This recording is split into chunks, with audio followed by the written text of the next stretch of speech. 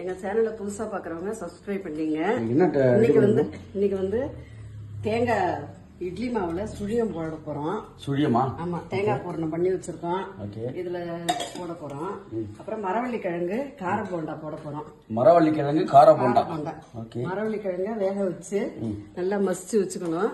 வெங்காயம், கருவேப்பிலை, சோம்பு, காரப்பொடி, மஞ்சள் பொடி, கரம் மசாலா எல்லாம் போட்டு நல்லா வதக்கிட்டு இந்த மரவள்ளி கிழங்கையும் போட்டு நல்லா அதுல கலந்து எடுத்து வச்சு உருட்டி போட வேண்டியதுதான்.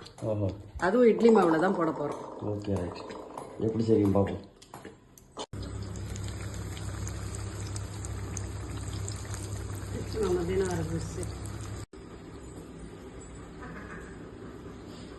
சூடான சுவையான ஏன் போண்டாது மரவள்ளி கிழங்கு மரவள்ளி கிழங்கு கார போண்டா ரெடி.